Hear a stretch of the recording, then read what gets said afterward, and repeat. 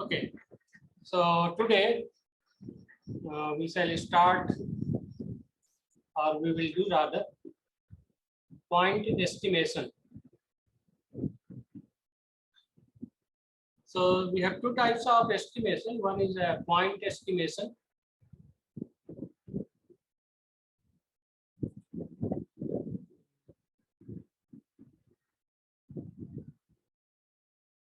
And another one is interval estimation. So suppose we want to estimate, say, population mean.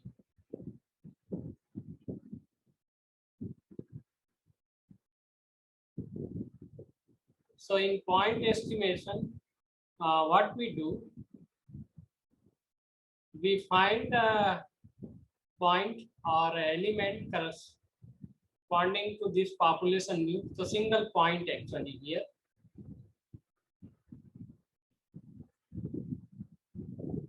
But in case of interval estimation, we estimate 2 points. Okay. So this I will see next time. Today we will discuss point estimation.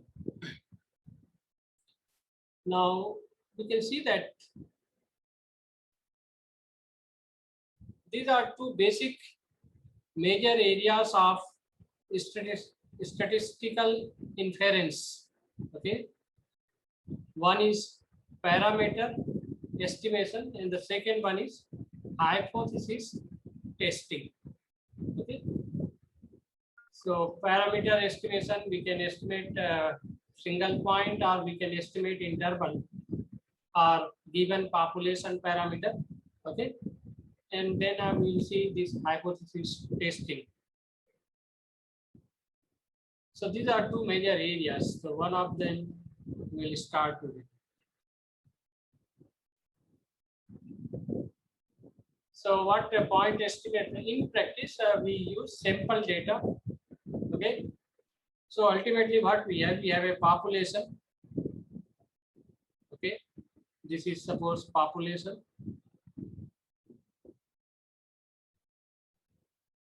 Parameters are there, say mean, standard deviations.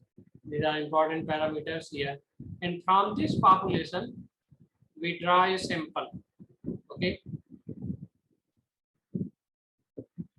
So this sample has say n elements. Okay.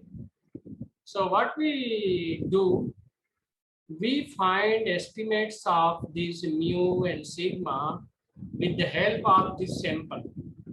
Okay. So we use sample data to compute a number. Okay. We use this sample to compute a number in the sense that it is a good guess of the true population mean. For example, if we want to find the estimate of mean, then we obtain a number which we suppose is a good guess of that number. Okay, with the help of the sample. This number is called point estimate. So let us first see these two words, parameter and statistics. So these words are used for population.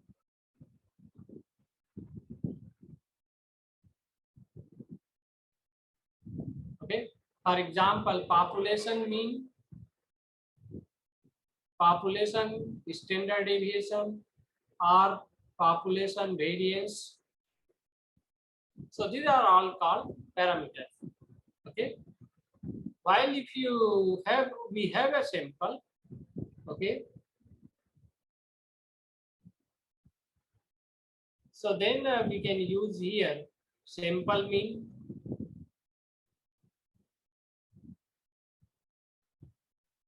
sample standard deviation, sample variance.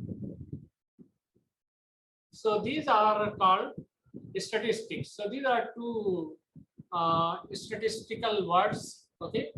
So parameter where whenever you see this word parameter means it is talking about the population. Statistics means it is talking about the sample property. Okay. So this is a general notation in most of the book. You'll find that parameter is denoted by theta. Okay. And later you'll see that its estimate is denoted by theta cap. Okay, so cap is actually used to denote the estimate. So these mean, variance, particular quantile of the probability distribution. Okay. Parameters are generally unknown. Okay, and one of the goals of statistical inference is to estimate them. Okay. And parameters can be thought of as representing a quantity of interest about a general population. Okay. And similarly, statistic is used to denote a quantity that is property of a sample. So it may be sample mean, particular sample quantile, or sample variance.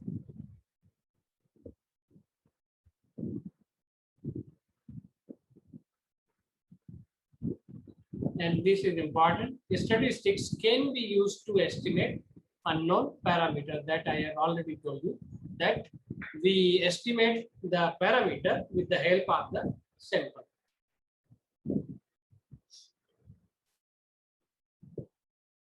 So what is estimation? Estimation is a procedure by which the information contained within a sample is used to investigate properties of the population from which this sample is drawn. Clear? Okay. Estimation is a procedure by which information contained within a sample is used to investigate properties of the population from which the sample is drawn. So point estimate, you can see these symbols theta and theta cap.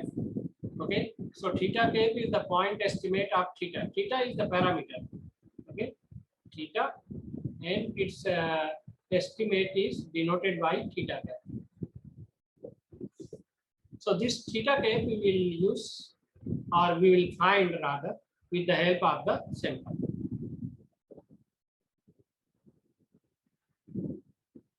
So estimate theta cap calculated from a sample and the unknown parameter theta. So okay, this not important. So simple example we can see. Okay, so we know that this population has mean mu, and this sample has mean x bar. Okay, so generally we expect this to happen. Okay, that the estimate of population mean is the sample mean. So we will prove a little later that this is actually the best estimate of population mean, which is sample mean. Not required. So these are basically, these are the 4 or 5 things that we do in statistical inference.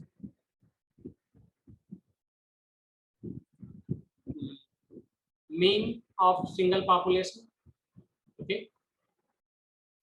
So you'll see that statistical inference means both estimation and hypothesis testing.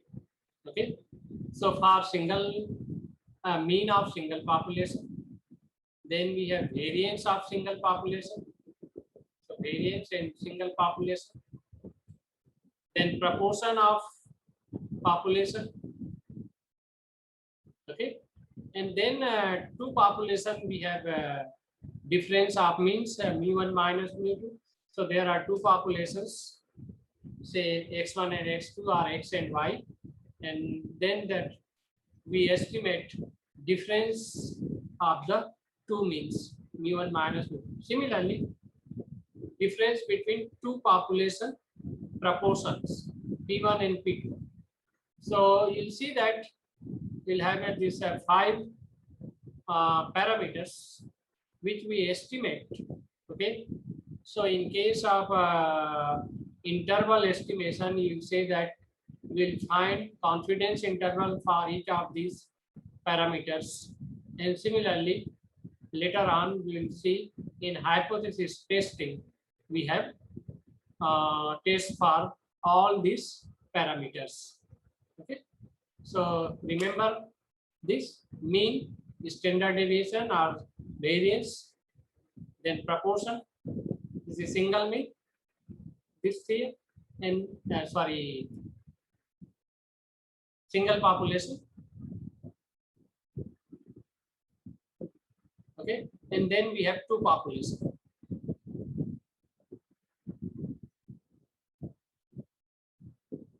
So in case of 2 population, difference between means and difference between proportions.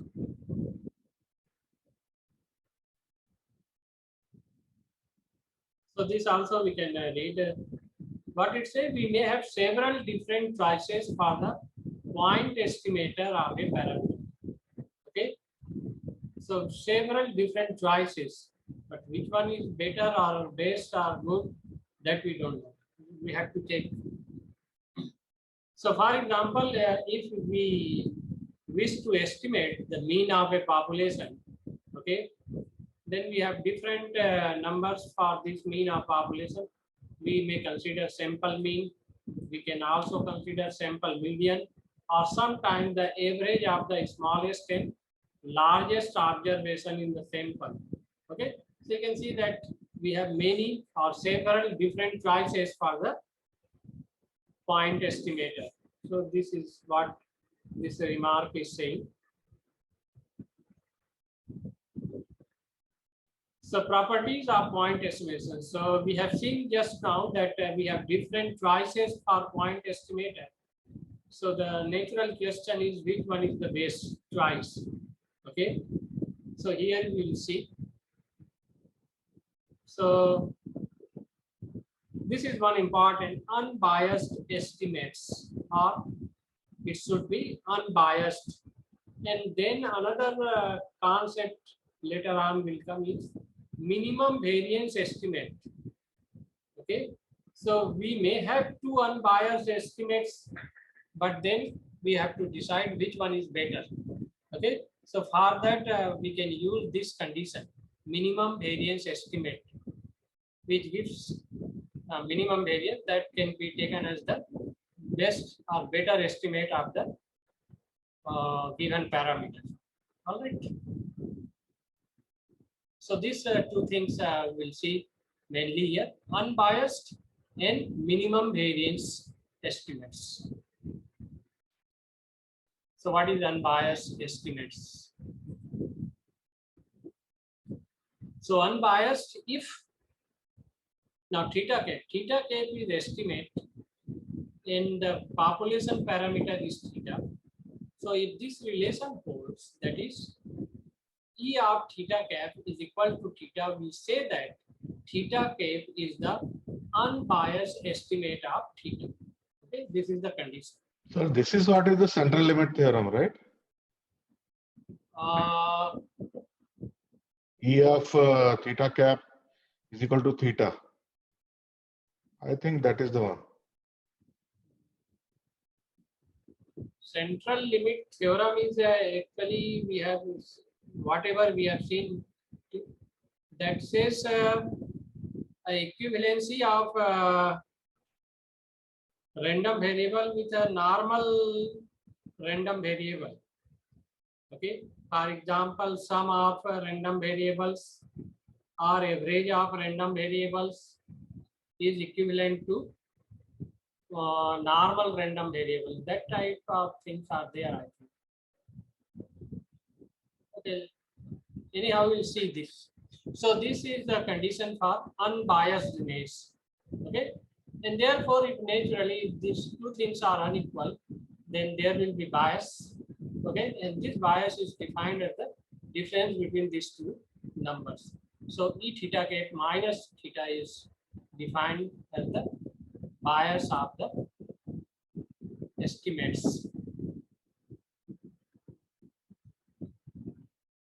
So naturally, if smaller the bias or smaller the absolute value of the bias of a point estimate, the better one. Okay.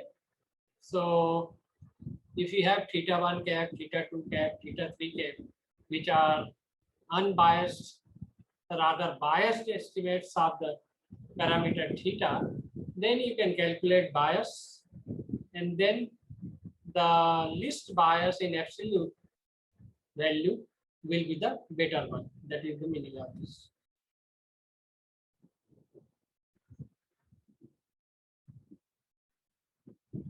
What these two figures shows illustrate the unbiased and biased sector.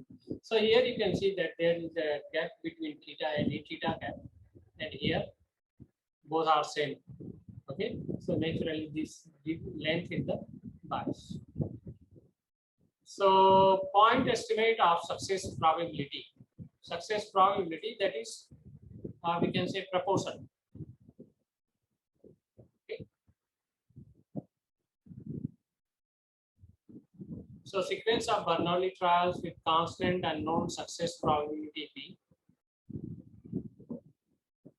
And this unknown parameter P can be estimated by conducting a sequence of trials and by observing how many of them result in a success. Okay. And if X count the number of successes observed, okay, then obvious point estimate of P is X by N. Okay, so out of n trials we have X number of success, and therefore this is in fact a probability of success. So what we take estimate of P as X by N.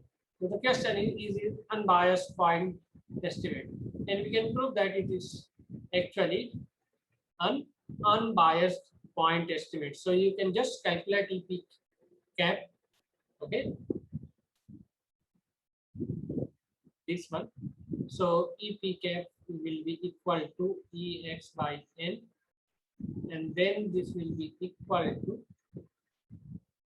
EX by N. Now this X is actually what? This is a binomial random variable.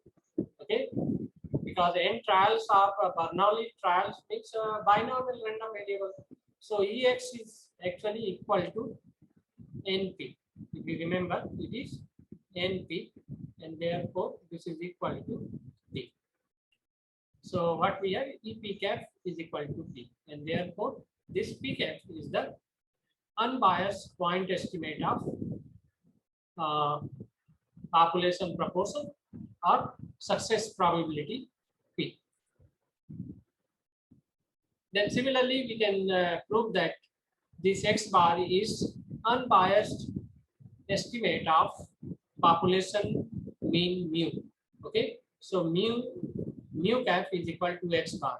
We can also prove that it is unbiased, as we have just proved it for population proportion or probability, success probability.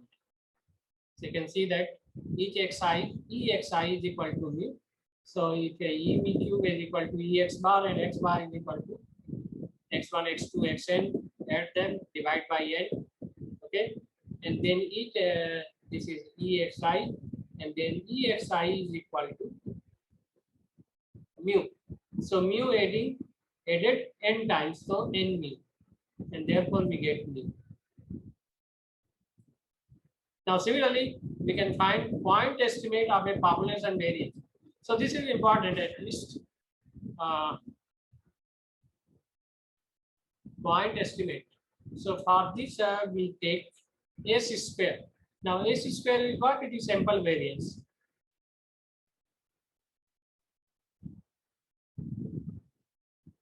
This is sample variance. And if you remember, the sample variance is actually equal to summation xi minus x bar square upon n minus 1. Okay, In general, if you see the definition of standard deviation or variance in statistics books, we start with this definition that sigma square is equal to summation xi minus mu rather, or whatever the mean is actually, xi minus mu square upon n. Okay. But when we arrived at sampling theory, there we take n minus 1. So for population we take n, but for sample we take n minus 1. Okay.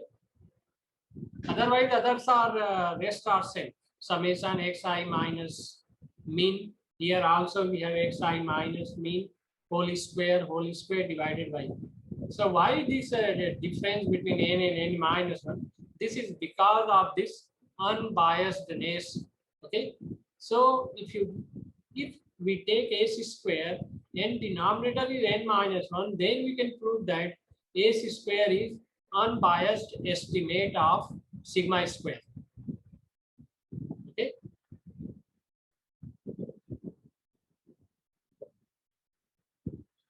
So here, if you take n here, then this this one, which one? This ES square will not be equal to sigma square. But if you take n minus 1, then ES square is equal to sigma square. Okay. So that's why we take n minus 1. So this is given in the form of remarks here. The region, the denominator of AC square is chosen to be n minus 1 rather than the perhaps more obvious twice of n. If denominator is chosen to be n, so that the point estimate is this one. This is a square here, actually. Where here.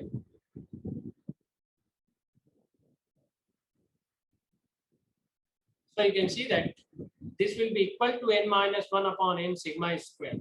So it is not coming sigma square. Okay.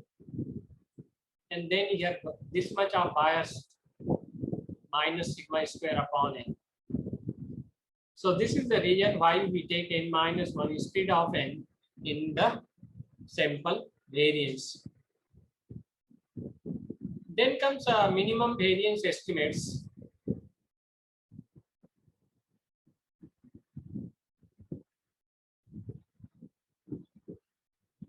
And generally it is desirable to have unbiased point estimate with as small as a variance possible. Okay, so as small variance as possible. So for example, if you have a theta 1 cap, theta 2 cap, and their distributions are given like this, okay, then you can see that both are what? Unbiased point estimate of theta. But then one has a maximum variance than the other. And for example, in this example, we can see that this theta 2 cap has minimum variance, theta 1 cap has maximum or more variance. Okay, and therefore we can take theta 2 cap as the best estimate of theta. Okay, because it has lesser variance. So this variance also plays an important role in estimates.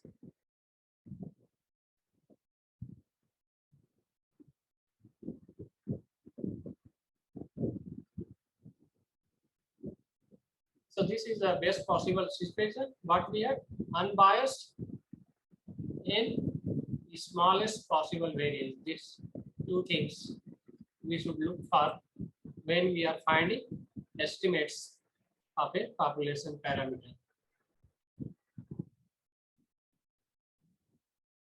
So this is called minimum variance unbiased estimate, MVUE. Minimum variance unbiased estimates. Then there is another word, efficiency. Okay. So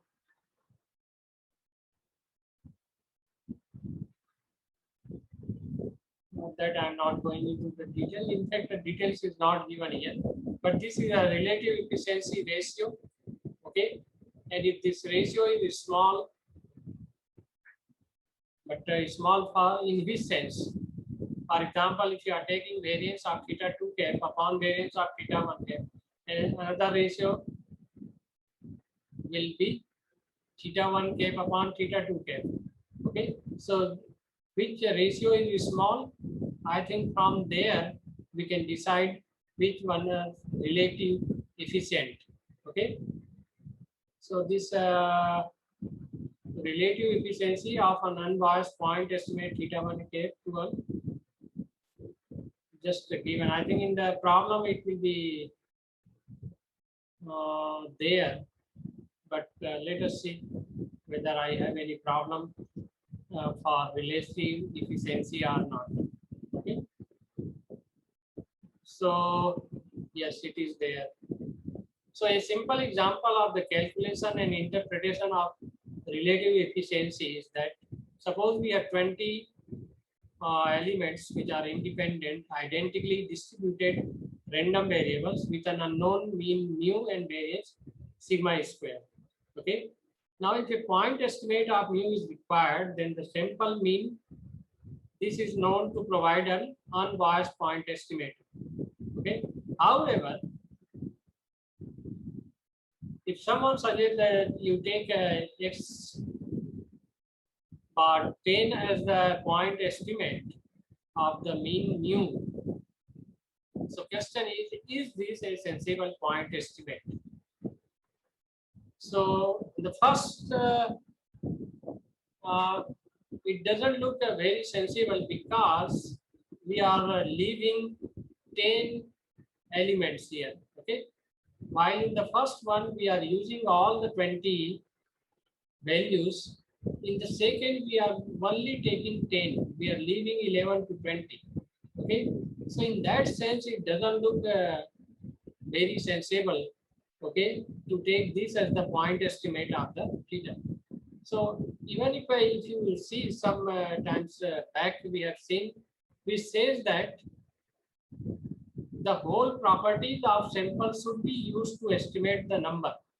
Okay, so in this way, we are, we can say we are leaving 50% of the sample properties.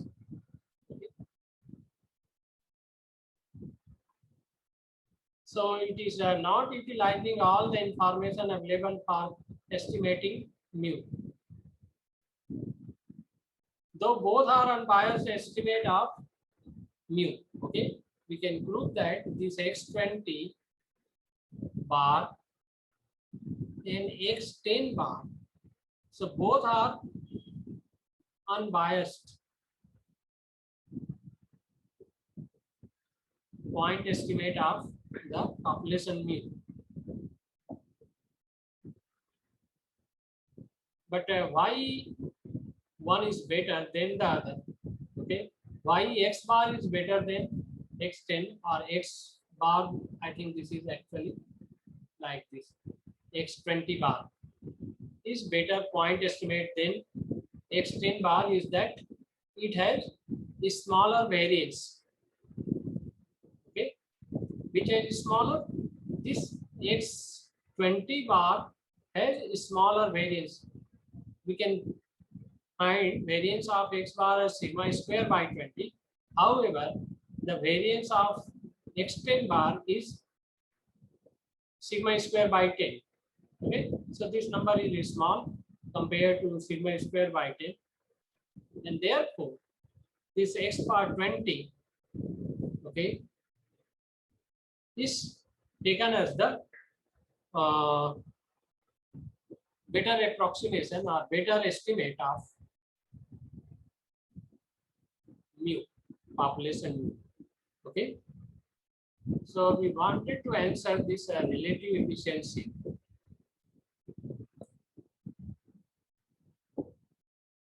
So relative means I think we can say that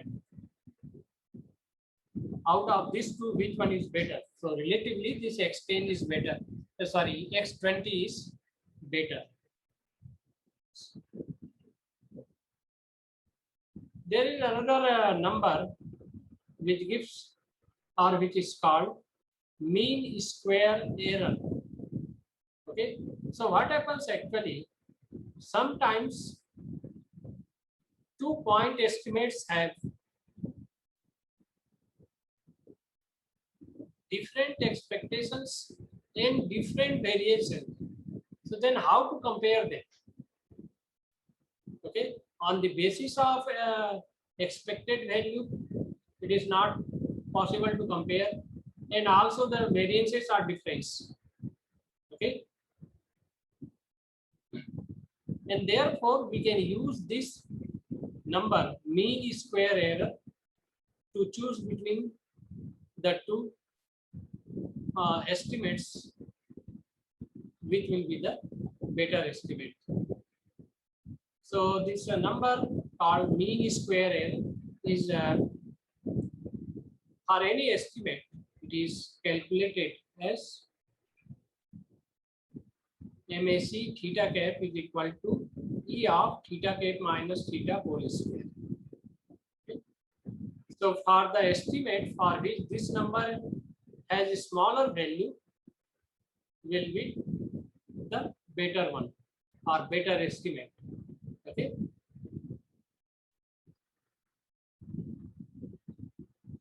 So we can expand this quantity to finally find this one. Variance of theta cap plus bias square. Okay.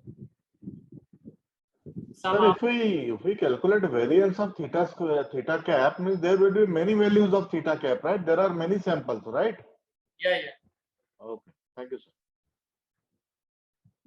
We started with our discussion like this. You can see that here. Compare two estimates, so at least a 2 theta cap is there. We will have more. Okay, sir. So the mean square error, okay, this I have already. So bias square and variance of theta cap. So for unbiased point estimate. Now, in case of unbiased, bias is 0. Okay. So bias is 0. So this part is 0. And therefore, MAC is actually equal to variance of theta cap. Okay.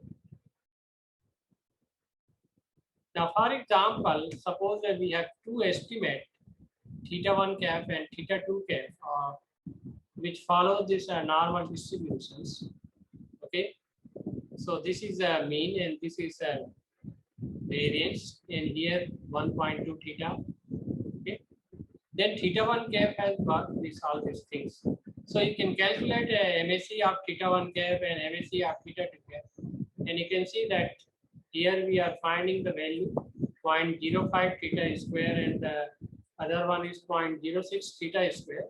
So based upon this criteria, we can say that okay, theta 1 cap is preferable to theta 2 cap.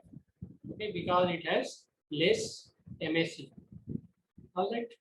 So in this way, we can use these numbers to decide which estimate is the better estimate for the given population parameter. So finally, what this point estimate generally depend on the size and the sample from which they are constructed. Okay, so the estimate is dependent on the size n, and second, variances of the sensible point estimate decreases as the sample size n increases. So if you increase the sample size, it is expected that variance will decrease, and therefore we'll get better approximation or better estimate of the parameter. So, okay.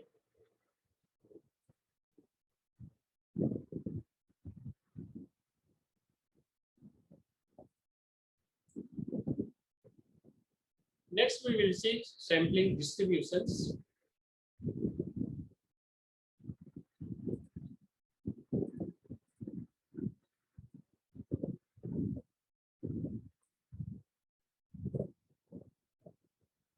So we'll see sampling distributions of those statistics which are actually which will be useful in our later discussions like confidence interval and theory of hypothesis. Okay. So we'll see, I think, three distributions here: sampling distribution of population proportion.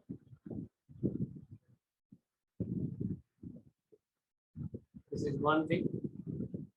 Then we'll see sampling distribution of mean, and of course standard deviation. Okay. So these three things we'll see.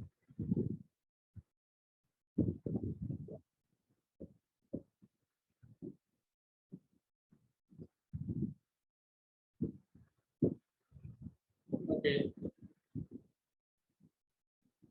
So probability distributions are sampling distributions of the sample proportion p cap, sample mean x bar, and sample variance s square will be considered here. Okay. So probability distribution. Okay. The probability distributions means that generally we want to approximate this distribution by normal distribution. Okay. So any distribution we like to have in the form of normal distribution. And normal distribution means what we required. We required mean, okay, and variance.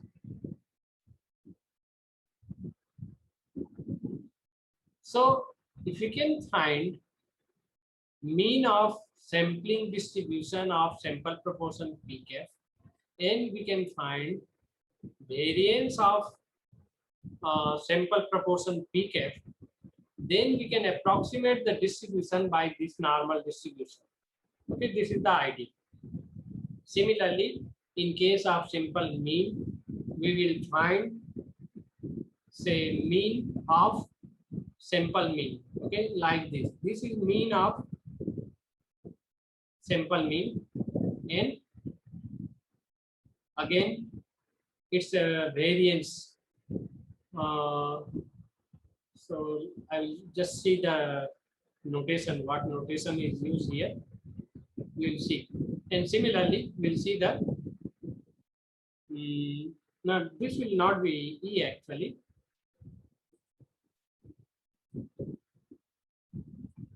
This will be in fact variance. So this is E of x bar and then VAR x bar. Okay. So these two things. This is mean and this is variance.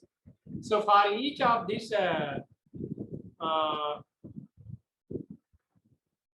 elements, p cap, x bar or s square, we will find these two numbers or two expressions. Okay. So first is sample proportion. So if x is a binomial distribution having parameters n and p, then unbiased estimate of the success probability p is p cap is equal to x by n. This we have just seen. Okay, that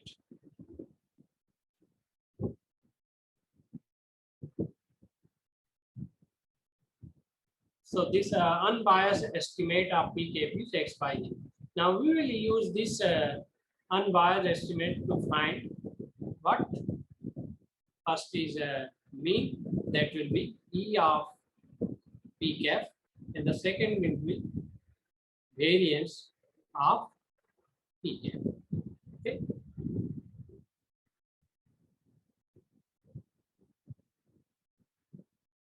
So, okay, if you want to see, I think you can see this here. For example, in case of E, so EP cap will be equal to E x by n, and then Ex by n we have just seen there. I think Ex by n will be equal to Ex by n, and then Ex is equal to NP. So this is n is equal to p. Okay? So this mean is equal to p. So this is there actually, this p. Okay? And similarly, we can find variance of p cap. So let us see how it comes out to be p1 minus p upon n. So variance of p cap, this is equal to variance of x by n. So this is I think this is equal to 1 upon n square variance of x. Okay, and if you remember, what is the variance of binomial distribution? This is np and 1 minus p. In short, we remember like this: npq. Okay, q is equal to 1 minus p. Okay. So if you substitute this variance of x is equal to npq or np 1 minus p, you will see that variance of p cap will be equal to p1 minus p upon n. Okay. So this is the distribution of p cap. Okay. So p cap is almost a normal distribution having mean p and variance p1 minus p upon n. And the standard deviation of p cap is referred to as its standard error. Okay. So standard deviation of p cap, standard error of p cap.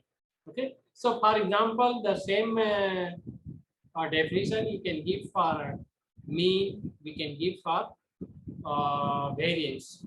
Okay. So standard error of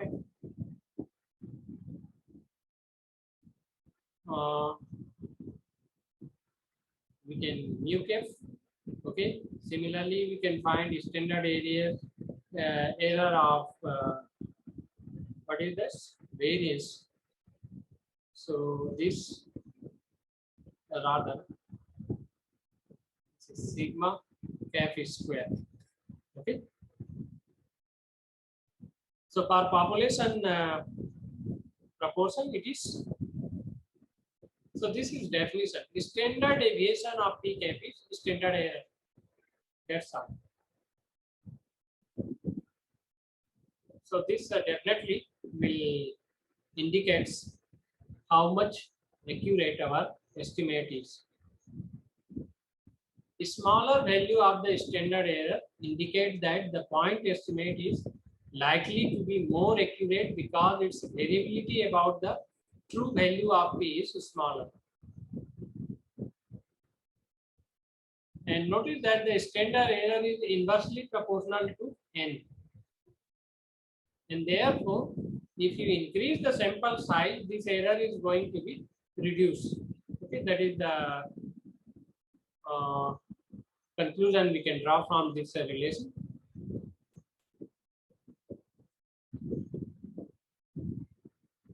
But then later on, we use this expression or standard error of p cap. Why? Because we don't know p. In fact, our job is to estimate p. Okay, but you can see that this p comes in the right hand side also. Okay, so if you don't know how to calculate it, and therefore what we do, we approximate this error, okay, by substituting P cap for P. So we substitute this P cap for P, okay, and P cap we know this is x by n. Okay. So this value we can obtain from the sample. So this is what written here actually. And then if you substitute P cap is equal to x by n, you will get this expression. So let us see this problem, what it says. A coin is a coin that is suspected of being biased is tossed many times, okay, in order to investigate the possible bias. Consider the following two scenarios. So one is coin is tossed 100 times and 40 heads are obtained. And the second scenario is that it is tossed 1000 times and 400 heads are obtained.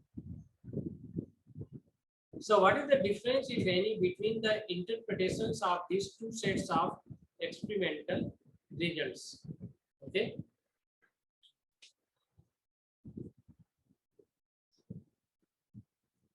So in either case, the probability of obtaining a head is estimated to be P cap is equal to 0.4.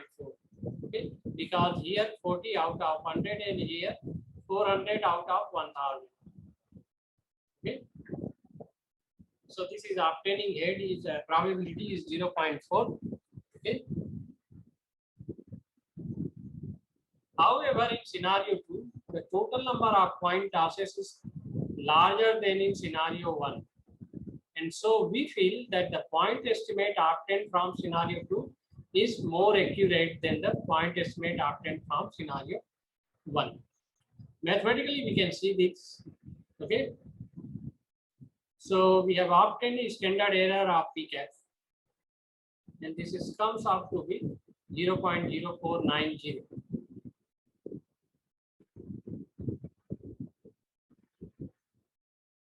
So this is in scenario 1, we have 40 out of 100.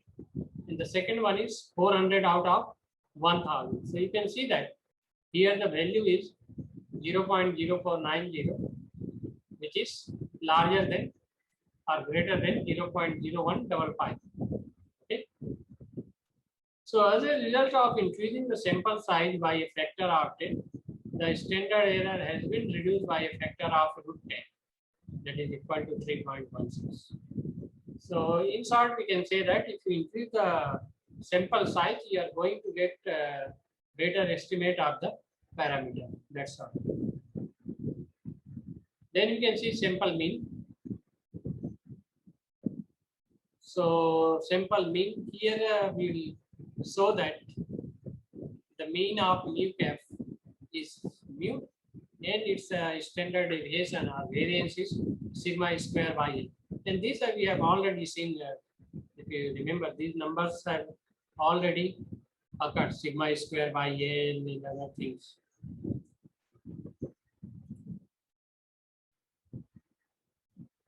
So central limit theorem indicates that this. So this you can see. Okay. Like population proportion, what we can do, we can find E of mu cap is equal to mu, and variance of mu cap is equal to sigma square by n. These two things we can prove, and therefore the standard error is naturally, it is a root of this, that is sigma upon √n. Okay, and if these two are mu and sigma square by n, then the distribution will be approximately normal, having mean mu and variance sigma square by n. So this is again the inversely proportional to square root of. So again it's favor or prove the saying that if you increase the sample size, error will be reduced, and therefore we may get better approximation. So let us see this problem. So if a sample size 20 is used, what is the probability that the value of mu cap lies within sigma by 4 of the true mean mu? So up to sigma by 4 from true mean mu. So this is the inequality. Okay, that mu cap lies between mu minus sigma by 4 and mu plus sigma by 4. So we can find probability. This we can use this x bar is equivalent to normal distribution mu n sigma square by n. So n is 20 here. Okay.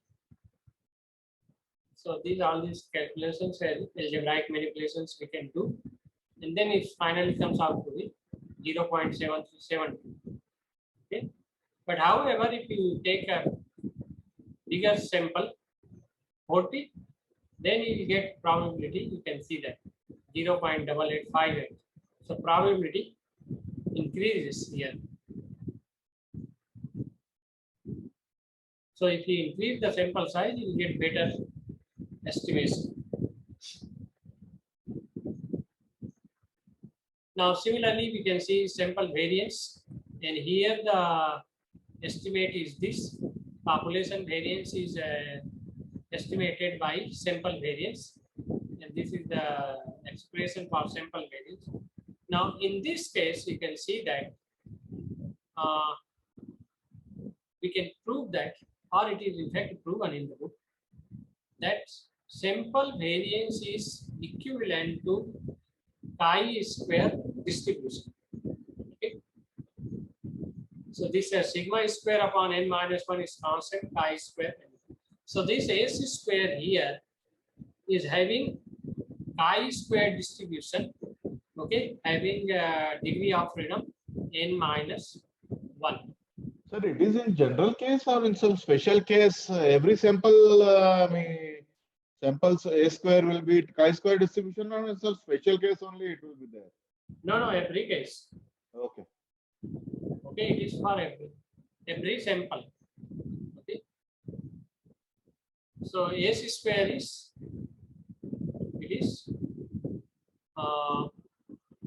distribution of s square is chi-square distribution having n minus 1 degree of freedom.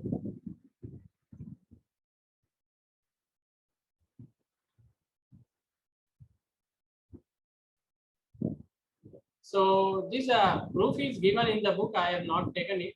Okay.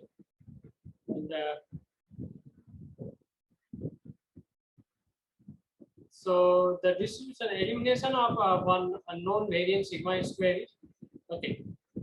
So let us see what we get. See this algebraic. So distribution of sample mean is normal, having mean mu and variance sigma square by. This we know that. From this we can get this. Okay, what you do? You just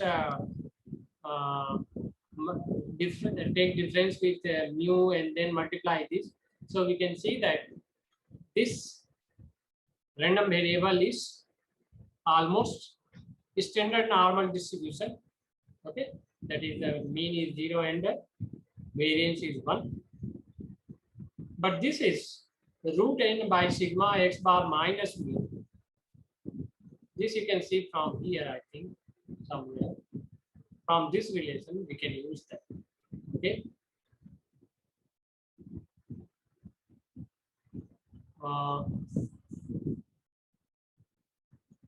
Okay, not now. And this is actually s upon sigma. So this we have obtained from here. Where? This one. S upon sigma. This s upon sigma is this one. All right. So that what we are doing, x bar minus mu and root n sigma. So this quantity root n x bar minus mu upon s can be written as you can divide and multiply by 1 upon sigma here. Here you can sigma and here you can. So we get this, but this one root n by sigma x bar minus mu is n01 and s upon sigma denominator is chi square. Okay, so this distribution is in fact T distribution having degree of freedom n minus 1. Okay, so from this we can say that this one, the first one is root n x bar minus mu upon s. This is actually T n minus 1.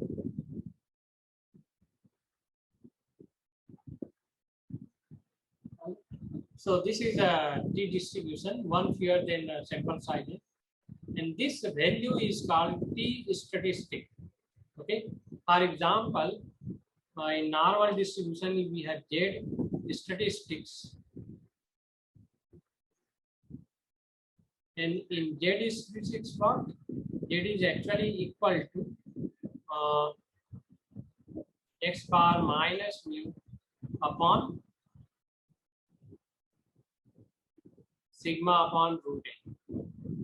Okay. If you see the distribution of x bar, okay, so distribution of x bar is what actually?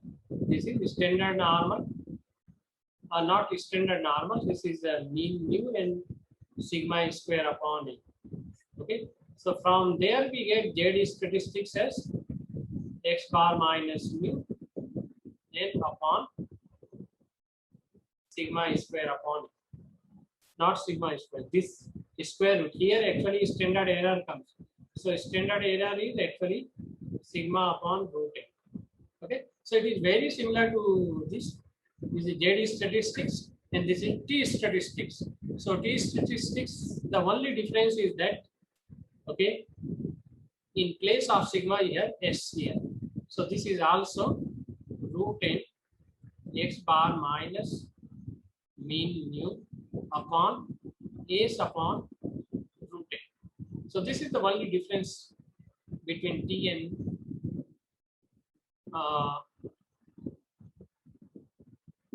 Z. Okay, in place in Z distribution or Z statistics we use population standard deviation, while in T statistics we use sample standard deviation s upon s. So just remember these two.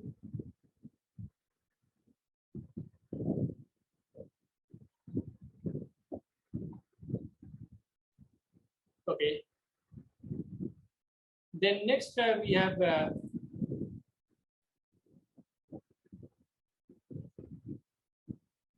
methods of estimation. Okay. So here we will see two methods of estimation. Okay, one is known as methods of moments, and another one is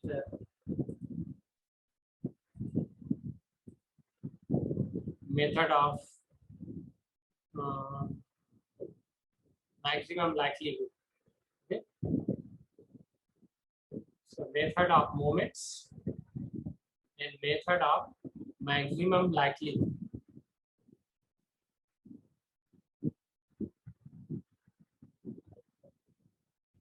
So what is the idea behind these methods? Moment is population moment, there is one thing, and there is sample moments. Okay, so we equate the corresponding moments. Okay, suppose we want to estimate only one parameter,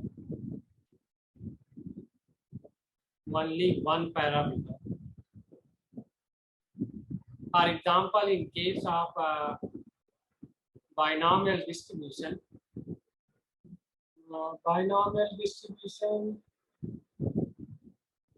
Okay, we can take this P is a parameter. N is also called a parameter of BD, but this will be known actually once the sample is there. So only one parameter is there. For example, we have a normal distribution. There we have two parameters, mu and sigma. Okay. So suppose we want to estimate only one parameter, then what we do, we equate the first population moment. Okay. First population moment is equated to first sample moment. Okay. From this equation, we solve this equation and we find the value of population moment, and that will be taken as the estimate of population moment, right? Now, similarly, if we want to estimate two parameters,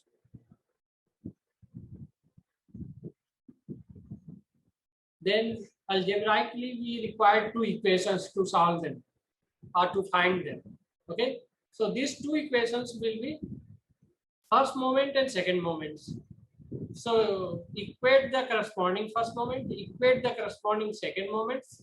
Okay, so these are two equations, solve them for the two parameters, that will be taken as the estimate of the parameters. Okay, so this is actually this method. If we want in general, suppose say n parameter, then we require n equations, and first n moments will be equated. So this is the kth population moment, ex to the power k, and this is the corresponding sample moment. Xi's are samples actually.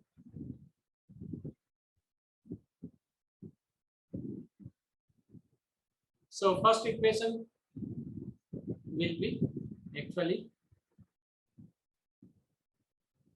Ex is equal to mu1 days. This is one equation. Second equation will be Ex square. This will be equal to mu2 days. Okay. Similarly, if we equate third moments, we will have Ex cube is equal to mu3 days, like this. So if you want to estimate only one parameter, this equation will be enough.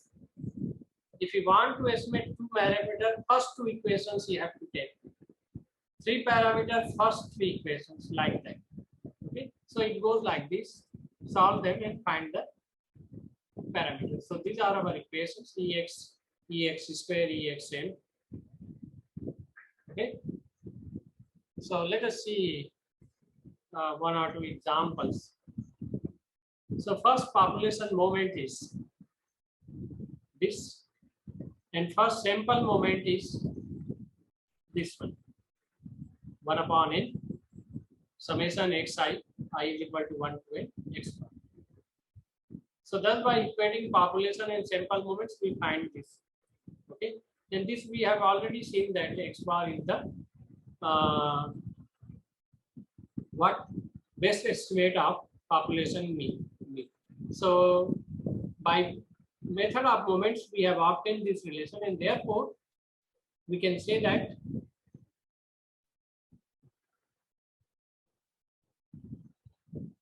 mu cap is equal to x bar. Okay. Now similarly, if you want to estimate mu and sigma square of normal distribution, so we have Ex is equal to mu, and Ex square is equal to mu square plus sigma square. Okay, this we have seen, if you remember, actually what happens,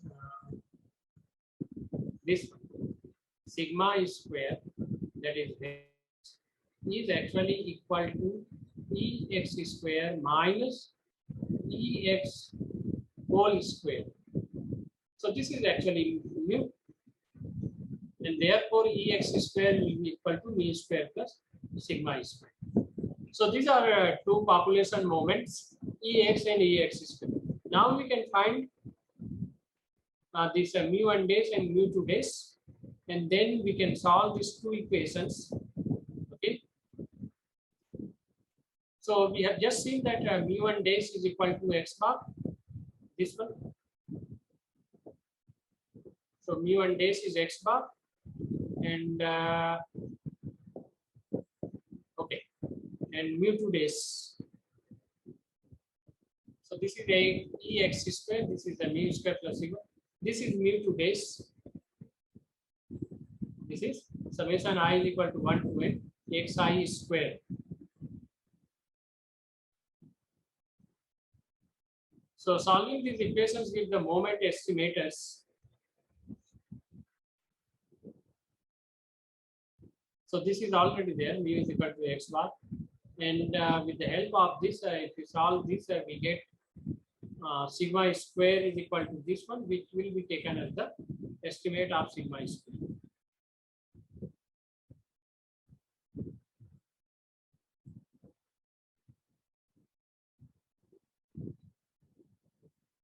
So here you can see that this, which one? This. And this we have seen that this is actually not an unbiased estimator. It is biased estimator of sigma square. Because for a unbiased estimator, we require n minus 1 in the denominator.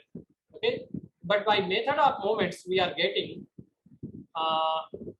this as the estimator of sigma square, which is in fact not an unbiased but biased estimator. However, mean is okay. So similarly, we can solve problems like this with the probability distribution is given. Okay. So with the help of this, we can find moments and equate them. Okay. So simply we are required to estimate only one parameter. This theta is parameter here. Okay. This theta is the parameter that we have to estimate. Okay. And its the PDF is given by this. So we required only one equation. Okay. That is population moment and sample moment.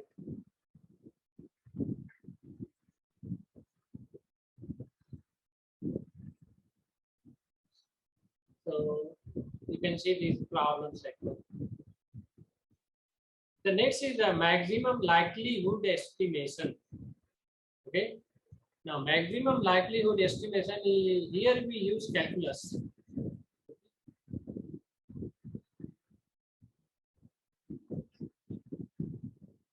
So what we do actually, we maximize a function. We define a function first, and then we apply the maximum minimum condition to find the maximum likelihood estimation.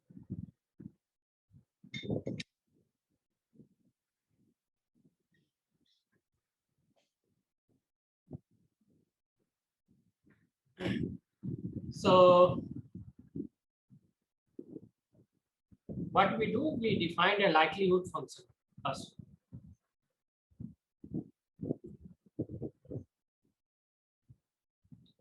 So x is a random variable. This is a PDF fx theta, and theta is a single unknown parameter. Okay, and these are x1, x2, xn with the samples, observed value, sample of psi n. Okay. So what is our likelihood function? This is fx theta is there. x1, x2, xn are samples of psi n. So likelihood function for theta is denoted by L theta, and you just calculate this fx theta 1, fx theta 2, fx theta 3, fx theta n, okay, and multiply them. So this is our likelihood function. Okay. So likelihood function का physical significance क्या होता है? Likelihood function मतलब what does it represent actually? it is understood that it is fx1 theta, fx2 theta multiply किया तो likelihood function आता है, पर उसका कुछ फिजिकल सिग्निफिकेंस है सर कि क्या रिप्रेजेंट करता है, ये क्या कहाँ काम में आता है?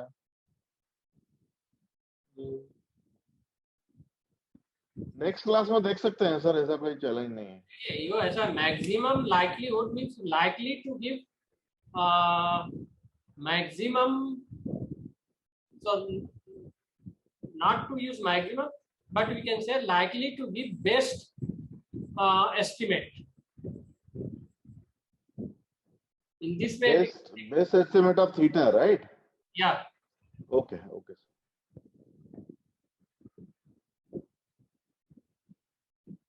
But what we do actually, we maximize this function. Therefore, the term maximum, the word maximum comes here. Maximum likelihood function. So we maximize the likelihood function. But your question was the meaning of actually this likelihood means. Why it is called likelihood function? Okay, so I will search. Okay. Yeah. L theta is okay. This is called likelihood function. All right. So the theta that maximizes the likelihood function is called maximum likelihood estimator of theta. Okay, that is obvious. Then maximum likelihood estimator. So what we do? Okay, this third you see here. Instead of maximizing L theta, we take log of L theta because it is a product of functions, no? F x1 theta, f x2 theta, f xn theta. Okay, so it is product of functions. So what we do, we take log, and therefore it will be sum of functions, and there we can handle the situations better. Okay. For example, if you have to take a differentiation, okay, so these will be better if it is sum of functions. So we take log. So we in fact maximize this log of L theta. So just we will see this problem, and then I will stop. So this we have a n sample, and the probability PDF is fx theta 1 minus theta x to the power minus theta. X lies between 0 and 1. Otherwise, what is the maximum likelihood estimator of theta? Okay. So let us define the function. So this is no problem. We have a x1, x2, xn, and then I is equal to 1 to 1. All right. If you take log, so log is taken here, and then if log goes inside, this product becomes summation. All right, this is a mathematical manipulation, and then you just put the value of fx sine theta. This is a 1 minus theta x to the power minus theta. And if you use the property of log, okay, so this will be again product of two functions. So one will be log 1 minus theta plus, so log 1 minus theta. And in fact, the log 1 minus theta is independent upon, and so it will come out of the summation sign, and then what remains? Summation 1 n times, and therefore this n comes. So this is actually from 1 theta we get the first term here, and then second x to the power minus theta will give you the second. So because minus theta power, this will come minus theta, and summation log xi I is equal to 1. So now we maximize log L theta with respect to theta. So what we do, we will differentiate, and we will put or we will equate it to 0. Del L by del theta is equal to 0. This is the condition for maximum or minimum values. So d by d theta log this will be 0. So we just differentiate this expression with respect to theta. Okay. So after differentiation, we get that with 0 Okay, so we get theta is equal to 1 plus log x bar.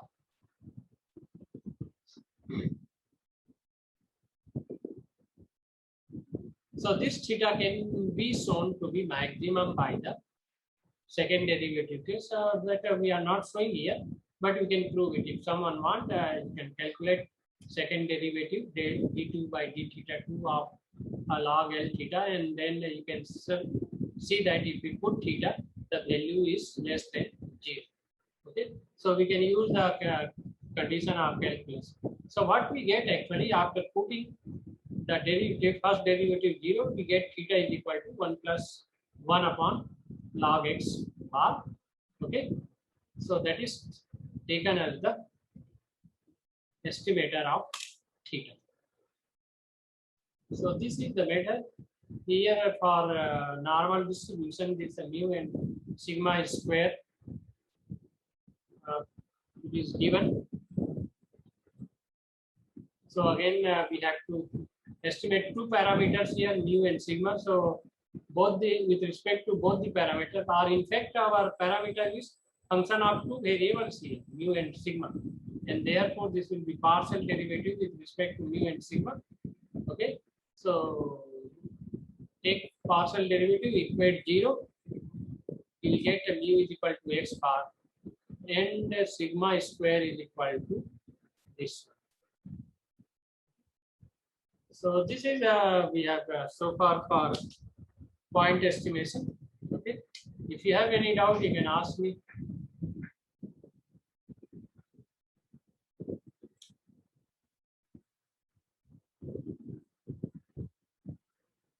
Sir maximum likelihood वाला part जो है थोड़ा मतलब इसका physical significance समझ में आएगा ना कि ये कब कहाँ यूज करना है, then it will be more.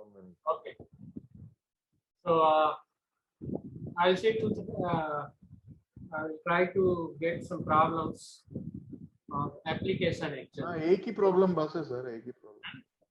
Okay, so next time I will see that, and then we will move to confidence interval. Sure. Okay.